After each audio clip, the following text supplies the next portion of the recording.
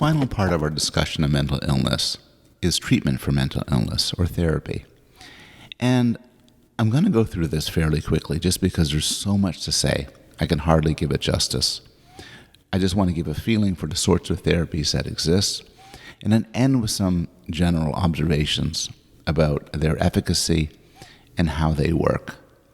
And if people are interested in pursuing this, there's many, many other sources, both for people who are interested in more of the theory of how to treat mental disorders, but also, as I mentioned at the onset, many of you suffer from problems yourself, or people you love suffer from problems, and there are many excellent resources online or otherwise on how to deal with these problems. I often get email from people who see my course from different countries, and they talk about issues that they're suffering from. And my first response always is to see a therapist, is to see somebody often at their campus or their workplace and talk it through. It may not help. You may need to do something else or see a different person, but it rarely hurts, and it's always a good step. Now, there are many different forms of therapy. One sort of classic form of therapy is psychodynamic therapy, and it's built out of ideas of Freud. And the idea of psychodynamic therapy is that the problems that people struggle with that bring them to the therapist's office are symptoms, and you should focus instead on the underlying causes. Classical Freudian psychoanalysis is a lengthy process, often going on for years, involving many sessions a week, and involves techniques like free association. The therapist might say some words, and the patient will say something back, and dream analysis, where dreams are explored in order to give insight into what the mental problem is. There's behavior therapy, motivated directly by ideas of B.F. Skinner.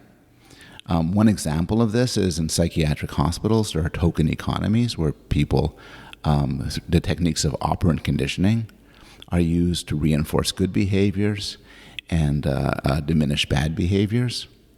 But as a less extreme example, many of the treatments of phobia use the techniques of classical conditioning, where objects that would frighten you, instead of being associated with fear, you learn to associate them with relaxation and calm. I said before that the behaviorist theory of the origin of phobias does not seem pretty well founded, but interestingly enough, the techniques for getting rid of phobias developed through behavior therapy do work pretty well. The most common form of therapy these days, at least in the United States, is cognitive therapy, where the idea is you talk with your therapist and you try to identify and correct distorted ways of thinking. You might, for instance, think that you're a failure and that a small catastrophe will ruin your life. But then you talk it over and you realize that typically we're exaggerating how important things are, how permanent problems are. We often over-attribute them to ourselves. And I'm dividing these up right now as if there's these bright lines, Freudian, Skinnerian, behaviorist, and cognitive. But typically, a good therapist runs them together. And a very common mode of treatment is what's called CBT, or cognitive behavioral therapy, which brings together the techniques to work on distorted thoughts, along with techniques and being trained to improve your behaviors. There is, of course, medical interventions, medications. These include antipsychotics for schizophrenics, anti-anxiety drugs for people with anxiety disorders like obsessive-compulsive disorder, and of course antidepressants, which are very common. There's also different sorts of interventions like electroconvulsive therapy or ECT, in which electric current is run through your brain. This has had a horrible reputation in movies and popular media, but in fact, when it comes to severe depression, it is quite efficacious. It's nobody's first resort, but if talk therapy and medication fails, electroconvulsive therapy could often save people's lives.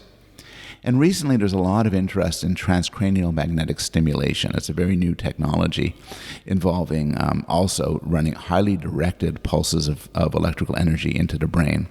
And it has some promise in treating disorders like depression.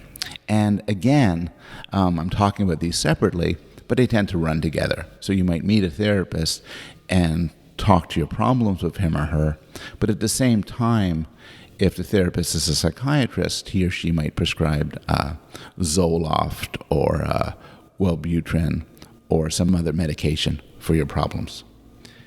So, does any of this work? Well, people do report feeling better after therapy, but that doesn't tell you that much because maybe they would have gotten better anyway. There's something statisticians call regression to the mean. So, people's moods, like everything else, just tends to go up and down more or less randomly. Often there's sort of directional trends, but they go up and down. And the point at which you enter therapy is often when you're at your worst. Well, there's one thing about when things are at their worst, they typically get better. And so the getting better after therapy might just be the normal ebb and flow of one's moods or one's behaviors or one's happiness.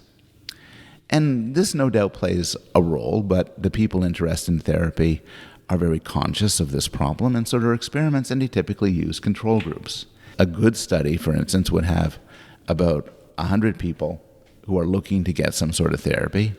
They all sign up for therapy, and 50 of them get treatment, and 50 of them are put on a waiting list. And it turns out, typically, almost regardless of the therapy, people who get the therapy do better than people who didn't.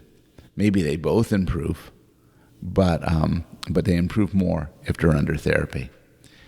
So in general, there's some conclusions you can make.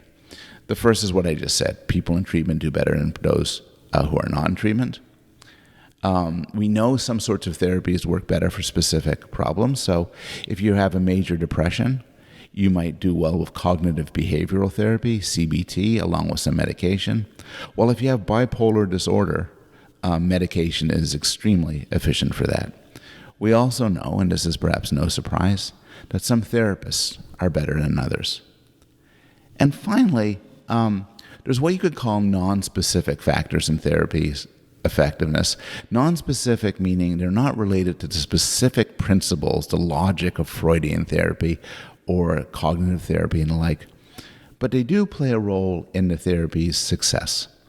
And these are general features all forms of therapy share. And one is support. You're dealing with a person who accepts you, who feels empathy for you, who encourages you, who guides you, somebody who is on your side. And finally, there's hope. When you go into therapy, there's some sense of faith that this will work. You're taking a shot at it, but you wouldn't be there if you didn't think it had some chance of success. And this sort of hope could be a self-fulfilling prophecy. Believing something will work is often an excellent first step to making it work. And this is yet another reason why therapy is often a powerful mechanism for improving people's lives.